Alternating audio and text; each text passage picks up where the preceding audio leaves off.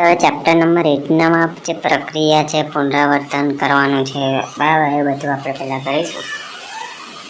તો સૌથી પહેલાં તો છે જે ઇથેનોલ છે, ઇથેનાલ, એમાંથી આપણે શું બનાવવાનું છે? બ્યુટ ટુ ઇનાલ બનાવવાનું છે. એનું સમીકરણ ખાલી લખવાનું છે.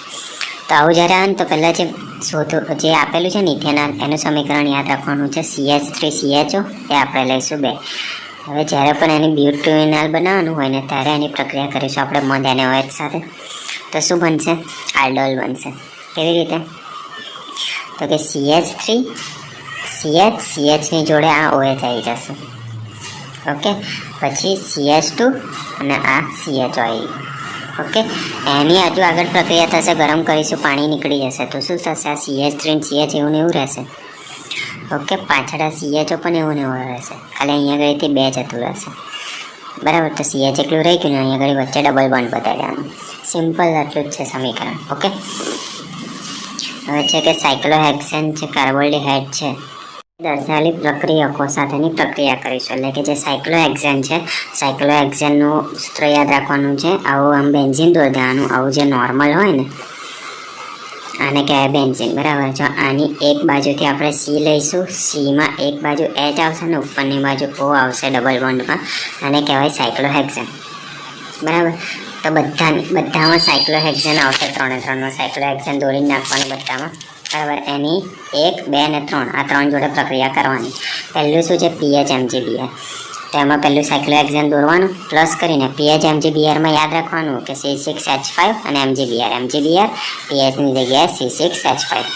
તો આની પ્રક્રિયા થશે તો શું મળશે? જો કે CO ને જ રહેશે. બરાબર, આજે ડબલ બોન્ડમાં O હતો એની જગ્યાએ સિંગલ બોન્ડમાં O થઈ જશે. પાછળનું MgBr એ O જોડે આવી જશે. H વાળું એવું ને એવું જ રહેશે. અને જે વચ્ચે એક લાઈન દોરી દેવાની, જે આગળનું જે રહ્યું ને C6H5 એ લખી દેવાનું. બસ સમીકરણ પૂરું. આવી રીતે યાદ રાખવાનું. પછી બીજામાં પણ આ દોર નાખ્યું સાયક્લોવાળું. બીજામાં શું છે? ટોલેન્સ પ્રક્રિયા. હવે ટોલેન્સ પ્રક્રિયામાં યાદ રાખવાનું, આપણે એડ શું કરવાનું છે? AgNH3 એ પણ 2 + 3OH. બરાબર, તો એનાથી શું મળશે? તો કે સેમ આવું જ, પણ અહીંયા આગળ Hની જગ્યાએ O આવી જશે. બરાબર, આ 2Ag મળશે. બરાબર, પછી NH3 મળશે. કેટલા? 4 મળશે અને 2 પાણી છૂટું પડશે. બરાબર, આવી રીતે યાદ રાખવાનું. પછી ત્રીજું શું છે? તો કે ઝીંક એમાલ્ગમ અને મડ HCl. બરાબર, તો પહેલું સાયક્લોવાળું દોર નાખવાનું. એમાં 4H એડ કરીશું, એમાં HCl જોડે પ્રક્રિયા કરીશું. કોની જોડે? HCl જોડે. બરાબર, તો આની અંદર યાદ રાખવાનું કે CH અને IOH 1, 2, 3 H ભેગા થઈ જશે અને C જોડે જતા રહેશે તો CH3 થઈ જશે અને પાણી છૂટું પડી જશે. બરાબર, તો આવી રીતે યાદ રાખવાનું. પહેલું જ હતું PHMgBrમાં, એમાં C6H5 MgBr યાદ રાખવાનું.